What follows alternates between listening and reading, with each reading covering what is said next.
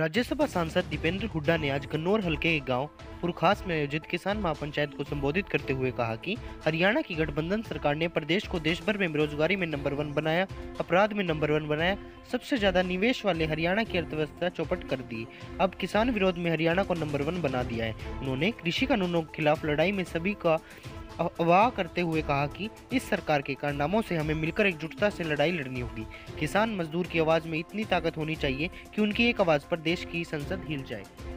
सोनीपत से आदेश त्यागी की यह रिपोर्ट। जो एक सरकार कहीं ना कहीं एक अपना किसान विरोधी और अहंकारी चेहरा सरकार ने उस चेहरे की झलक दिखाई है। दुर्भाग्यपूर्ण है। हम सरकार से कहना चाहते हैं कि सबक लें। बड़ौदा और सोनीपत के चुनाव से लेकर पंजाब के निकाय के चुनाव का नतीजा जो 2 दिन पहले आया, उससे सरकार सबक ले। अन्नदाता के साथ है मतदाता। पंजाब के शहरों में उन्होंने वो दिखाया है। सरकार समझे कि आज देश का किसान, धर्म, जाति, प्रदेश, क्षेत्र, भाषा हर बात से ऊपर उठकर एकजुटता से अपनी मांग रख रहा है और अविलंब सरकार ये किसानों को दोबारा से बातचीत को बुलाए और जो है तीनों कानूनों जो है वापस लेने के किसान के फैसले को मांगते हुए समाधान SDO की भर्ती को लेकर जो रोल्स एंड रिस्पॉन्सिबिलिटी होती है, नॉमेनक्लेचर का फर्क है, मगर रोल्स एंड रिस्पॉन्सिबिलिटी और जो हायरार्की है वो सेम है। सबको पता है। प्रश्न ये नहीं था। प्रश्न ये था कि भाई जो जनरल में 99 जो पोस्ट थी उसमें से केवल 22 हरियाणा की, तो यानी कि क्या हरियाणा में जो सब देश में रिकॉर्ड बेरोजगारी है, जिस प्रदेश में वो रिकॉर्ड बेरोजगारी, आपने देखा भी PN की भर्ती पानीपत में की क्या, तो क्या SDO स्तर के प्रतिभा के 99 बच्चे भी हरियाणा में नहीं हैं? मैं ये सरकार से सवाल पूछता हूँ, क्या SDO पद की के जो है कि क्वालिफिकेशन के ये कोई मतलब कोई ऐसी कोई पोस्ट नहीं है इसमें? तो ये एक बड़ा वही पहले जो आपको याद होगा उस समय भी ये हुआ था। उस समय ये जो BJP वाले जो हैं इसी को तकलीफ इसलिए है कि ये हर चीज़ पे इन्होंने केवल किसान के साथ धोखा नहीं किया, BJP पार्टी, इन्होंने नौजवान के साथ भी धोखा किया। पहले SDO बाहर लगे थे तब ये शोर मचाते थे, अब जाके इनकी सरकार में वही भर्ती लेके आए हैं।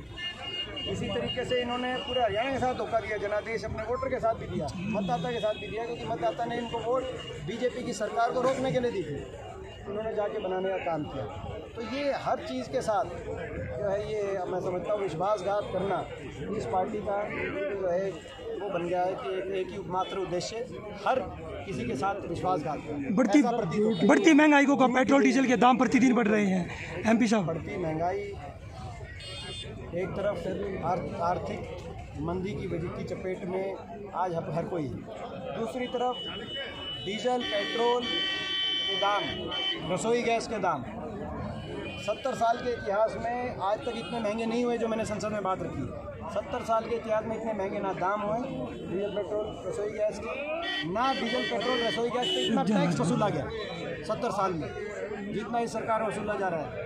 केवल किसान का हम उदाहरण लें, किसान की फसल को कहा था दुगना करेंगे 2016 में, 2022 तक दुगना करने की बात की, उसमें 5 साल हो गए, छठा साल अगला साल। 5 साल में न्यूनतम समर्थन मूल्य तो में तो बढ़ोतरी करी है 30% और डीजल बढ़ गया इन 5 साल में कुल मिलाकर टोटल डीजल के जो है कॉस्ट में बढ़ोतरी होगी 90%। तो महंगाई 90% बढ़ गई इन 5 साल के अंदर। मतलब जो डीजल की हम प्राइस के रूप में अगर उसको देखें कि भाई डीजल के प्राइस 90% और न्यूनतम समर्थन मूल्य के मात्र 30%। तो आमदनी दुगनी कैसे होगी? आमदनी तो जो पहले थी वो भी नहीं रही और कम हो गई आमदनी। तो कहने का मतलब ये जो सरकार है ये केवल किसान की बात नहीं, मजदूर, किसान, मध्यम वर्ग, हर